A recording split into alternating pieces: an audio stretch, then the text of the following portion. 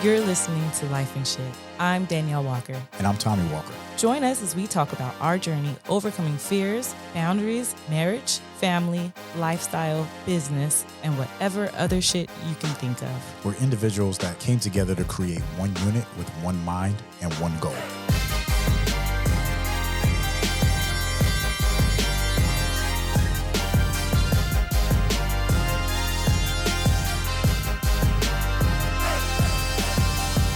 What's up, baby? I feel like if you don't dance when our intro comes on, you should start. It's okay. Everybody that listens to the podcast, if you're not dancing when the intro comes on, start. And then film yourself what your dance moves are and tag us in it. And we'll put it up on the screen. Yeah. Well, that's dope. We can put it on the screen if we get enough. If you want, we'll throw it up there 1,000%. Because every time it comes on, I'm always like, Dun, dun, dun, dun. I love it. It's pretty dope. Yeah. How you feeling with your actively black whale? Actively black. Looking yes. good. Thank you, baby. I'm feeling good and very comfortable and sweat resistant because the shirt is still it's a good shirt. All right. But yeah, I'm feeling really good. Yeah. Today was a good day. Just vibing and energy high and keeping a protective bubble around myself, and you know what I mean, allowing myself not to be penetrated by any negative energy, and then just staying positive and continuing, just all that. I like it. That's fucking dope. That's super dope. Thank you, baby. For those that listen to the podcast, I got to put this up front, just in case if you don't listen to the end. But if you like the podcast, we need you to subscribe. Not only subscribe, but I need you to drop a review and say, yo, Lyfe and Shyt is the shit. And we want this thing to keep going. All right. So please subscribe wherever you listen to podcasts and then drop us a review because we greatly appreciate it. Yeah. Do you have a question? No, you don't have a question? You got the question. I have a question. She forgot. And I just remembered. I got a question. No. So, do you remember the time that we were at a restaurant? It was Dirty Birds, actually. And we seen a couple's, it wasn't really a couple, it was just two people's interaction. And then the guy came to our table and was like, I got to tell you guys what just happened.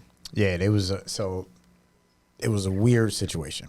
Danielle and I was in Pacific Beach, San Diego, at Dirty Birds, which is a restaurant, right? Mm-hmm. And dude comes to the table because I felt like you gave him the opportunity to come because you're so easy. Well, I was nosy, first off, right? So I totally noticed the whole interaction. Like, I seen them at the table, right? Yeah.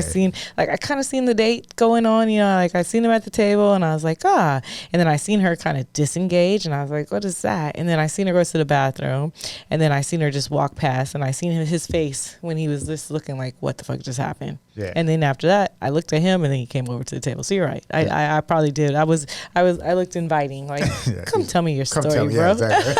Because I observed the whole thing. Tell mama what happened. So yes, I do remember that. And apparently, dude was on a date. It was the first date, and it wasn't like they was arguing. They wasn't arguing. They were just talking. And then she went to the bathroom, and we're sitting right next to them. Yep. And she went to the bathroom and walked right out. Yep. And he looked like just this kebab lady. He was like, what the fuck just happened? Yep. And then he wanted to come over and he literally told us the entire story. Yes, which is kind of crazy because they just met, of course, and they met online. And he told her about himself and then she was going to tell him about herself, but instead she went to the bathroom and then she left. Yo, dating is crazy nowadays. We talk about dating tonight, y'all. I mean, I remember when we was, I always say we never dated. Like, did we date? I don't know. I wouldn't call it dating. Yeah. Well, okay. Yeah, exactly. It wasn't like, oh, what are you doing Friday night? I'm doing this. Let's get together. We went to the movies. That's why we got busted. We were holding hands. We went out. We went to Chipotle, I remember. But we was together. It wasn't dating. It wasn't like you had other options. And it wasn't like I had other options. No, you definitely didn't have other options. Don't even act like that. Okay. I didn't have other options. No, yeah. Okay. Yeah, you was like, I am am dialed in to what I got going on, and I'm not out here like that. And I was like, well, I'm homeless. I ain't got nothing going on. Let's figure it out. You're so cute.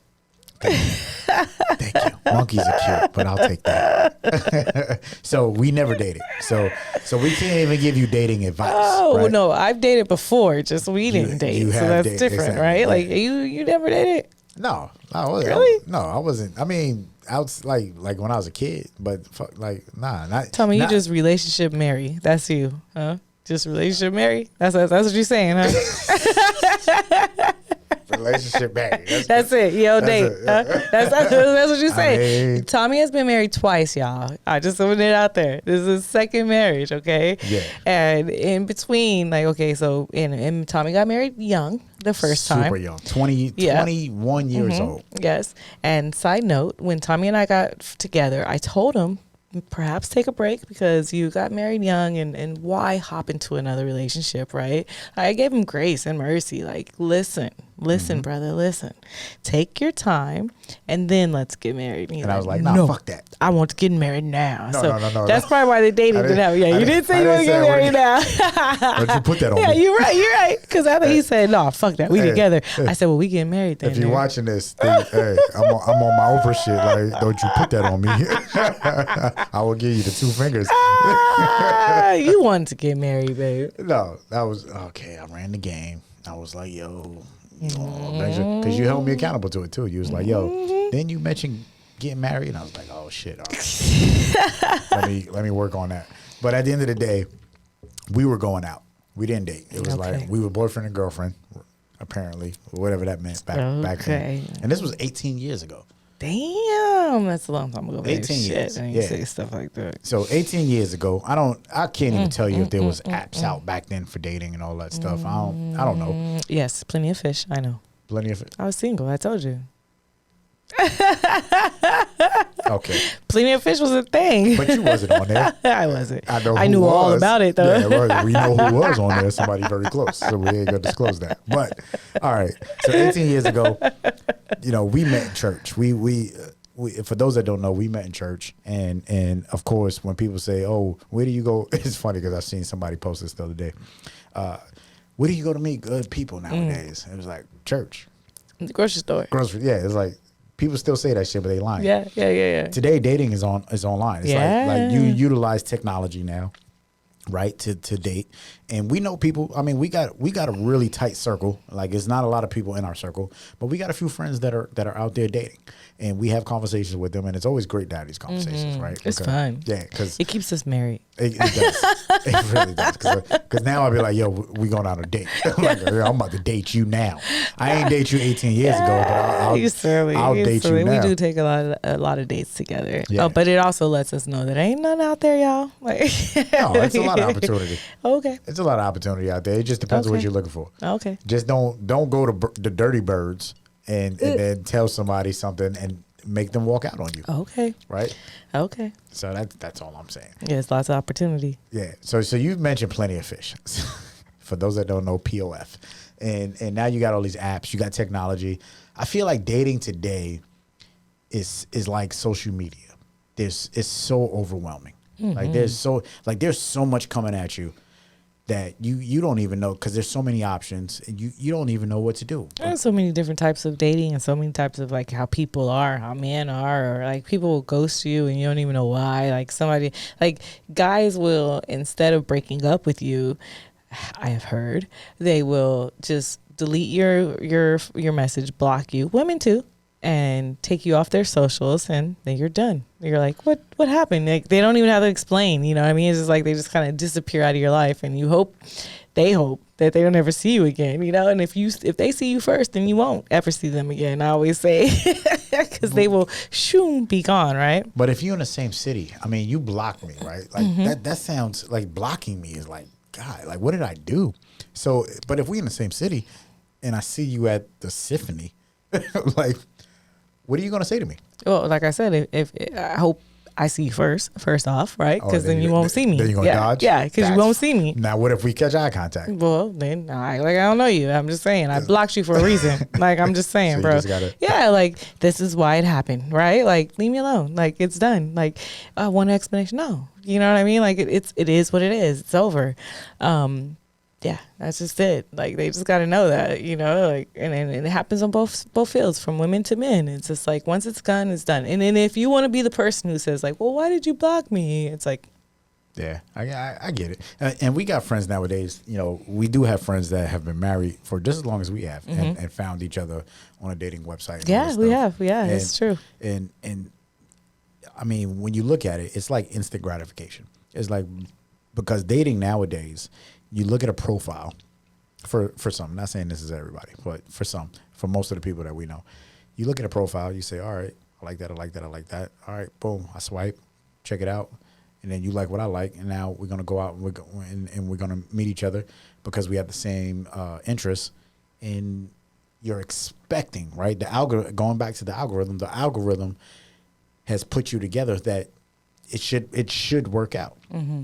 And we had a podcast about AI and robots and all that shit. And literally this is what's putting people together now. Yeah, it's true. And then we're putting so much pressure on ourselves when it don't work out. It's like, well, he liked everything I liked. She liked everything. It was supposed to be perfect, but it wasn't. Why me? It's like, at the end of the day, it's technology. You know, you still got to get through all of the filters that people put on, the persona that people put on. Oh yeah, that's like dating anyways, is basically me pretending to be something until you actually get to know me. And then once you get to know me, then I'm like, exactly. Yeah, I don't really read or watch movies. You know what I mean? Like, so to me, there's no difference. Yeah.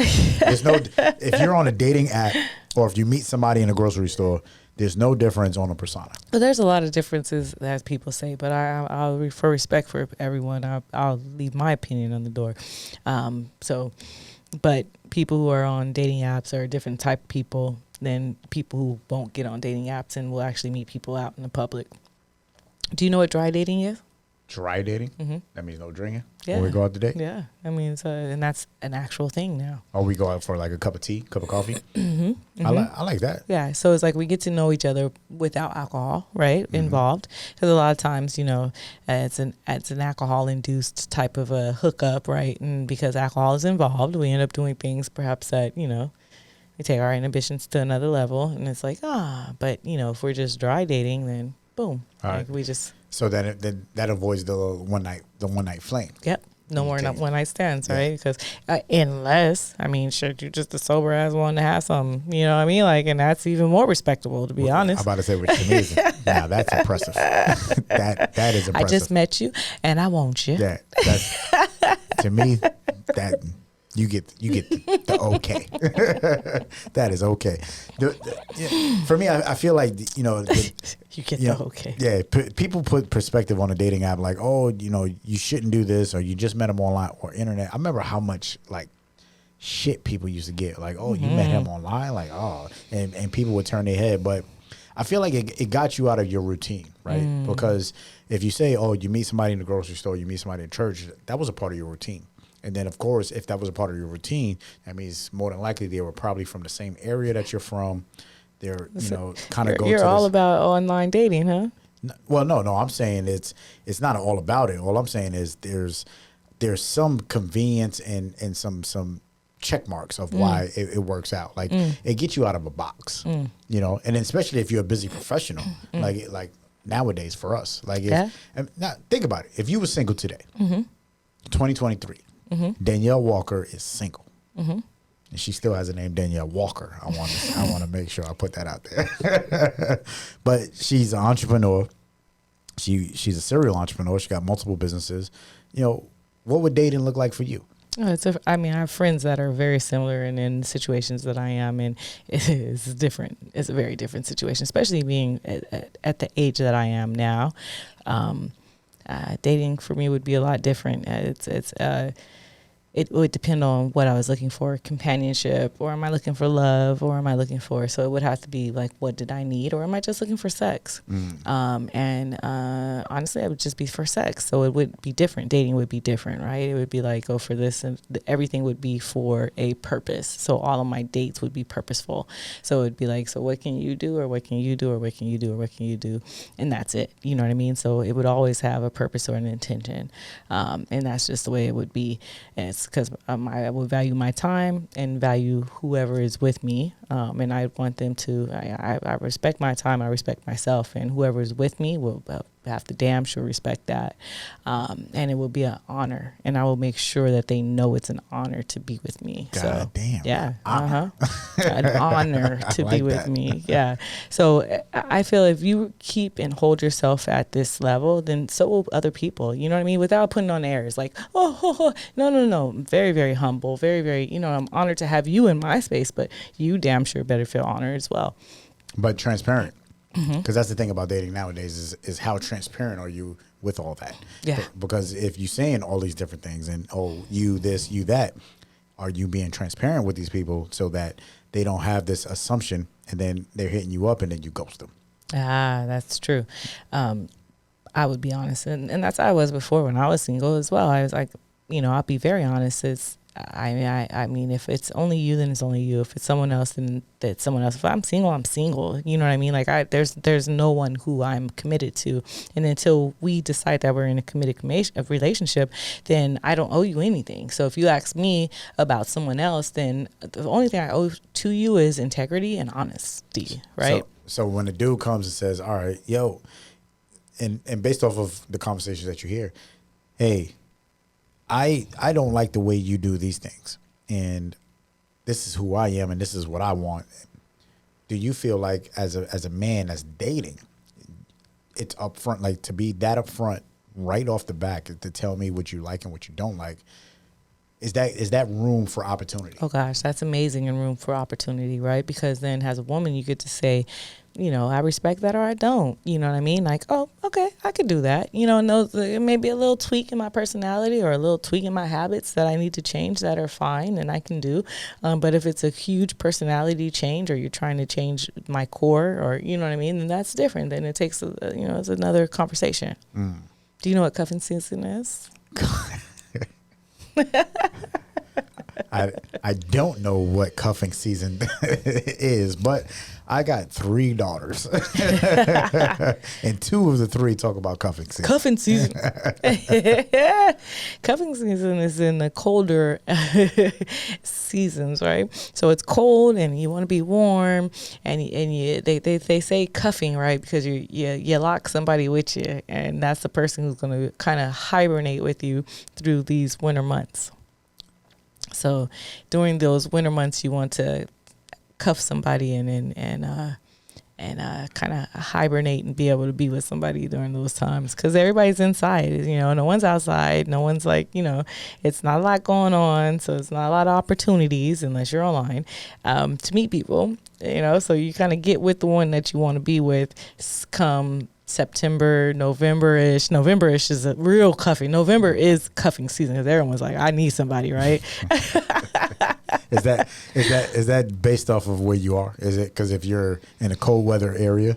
No. Is it more? Oh gosh, no. Because we're in Southern California. No, it's still cuffing season in November. Yeah. Because people still not outside. It's the holidays. It's and oddly, do you know when's the highest breakup time? Highest breakup? Yeah. Valentine's Day.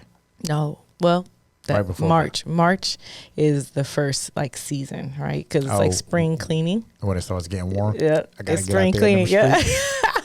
Because everybody's outside, right? It's like the winter's here. You're in cuffed. You know what I mean? And it's like, okay. And side note, November is one of the highest pregnancy times, right? And then I want to say it's July. The July babies are from cuffing season, so that's why there's so many July babies. To be honest, because cuffing time, everybody's in the house and doing their thing like rabbits, and then July, 9 months later, all the babies. God damn. So, I'm glad I'm a January baby. March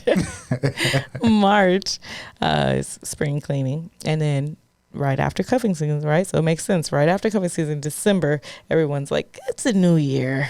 new time, new people, new person in my life. Start fresh.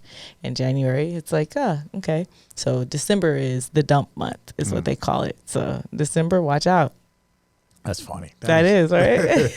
December, the dump month. Yeah, right before the holidays, so you don't have to buy gifts. I think traditionally speaking, from a cultural standpoint, I've seen that growing up. Because me and my brothers used to do that all the time. That's cold. Yeah, that's so cold. That is so cold. We used to do that when we was kids.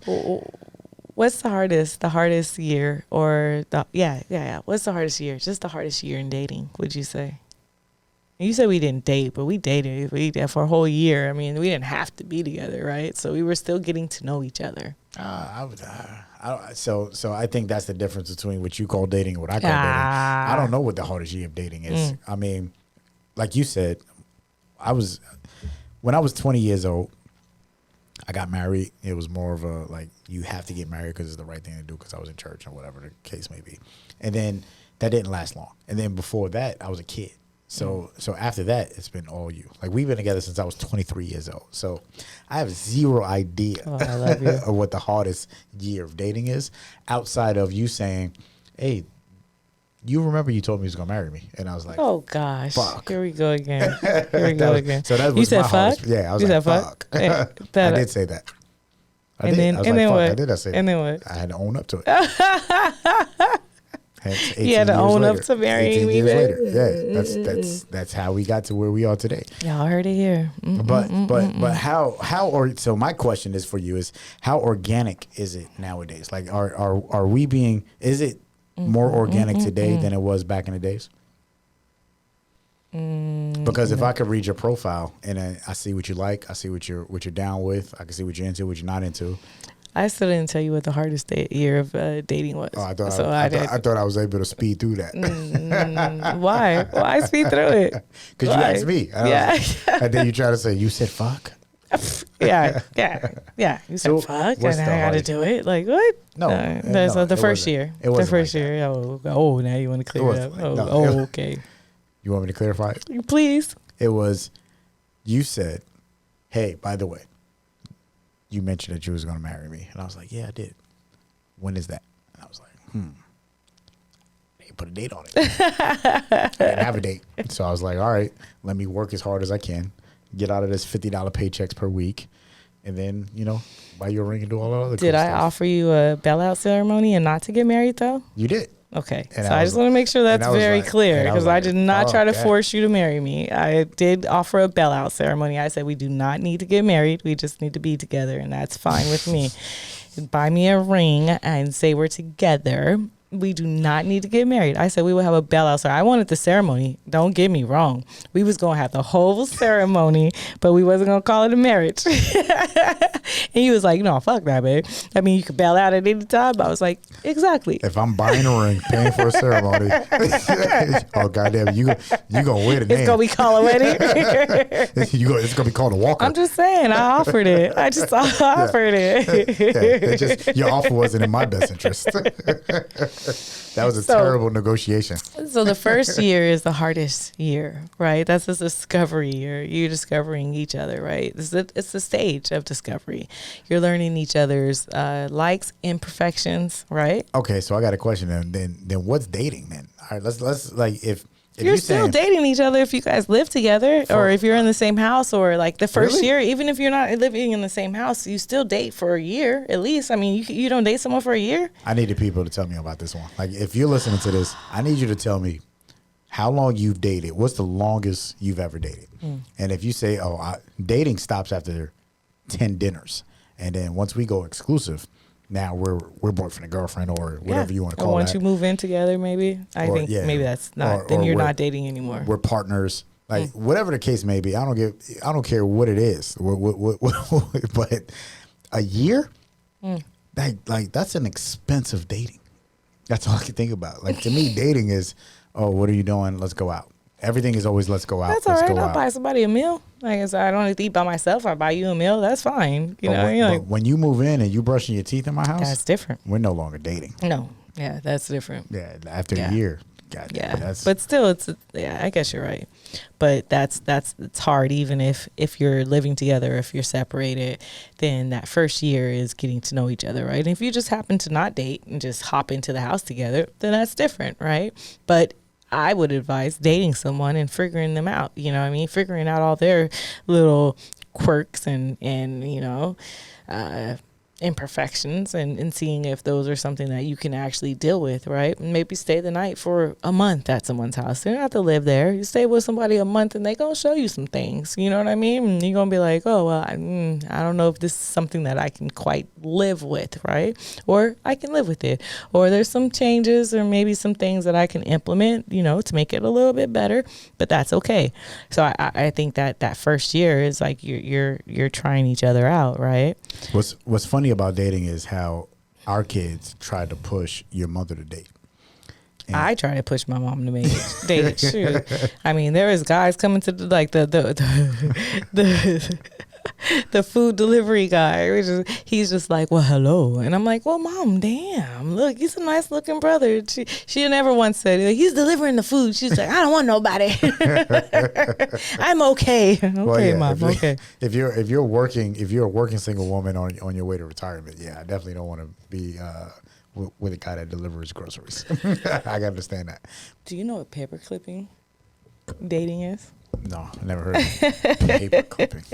This is outside of the technology. Oh, right. Yeah, definitely. This is real life. This is this is when your ex reaches out to you like intermittently, right? But not because they're interested in you, but just because they want to basically kind of like keep you in your pocket still. So that's legit. I can respect that. And it's also similar, they say, to breadcrumbing, but I have no clue what that is. But they say it's one of those like narcissistic. You kidding? I think the term breadcrumbing, like that's that shit just sounds crazy. It just sounds crazy to me.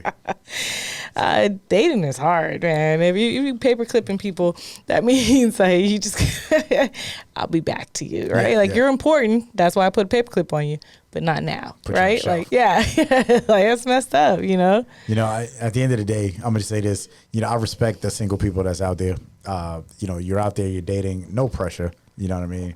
Especially if you're on different apps, because you're paying for these apps.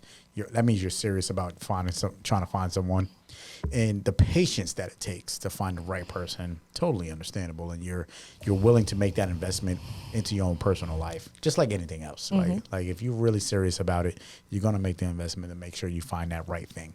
So shout out to everybody that's out there that's dating right now.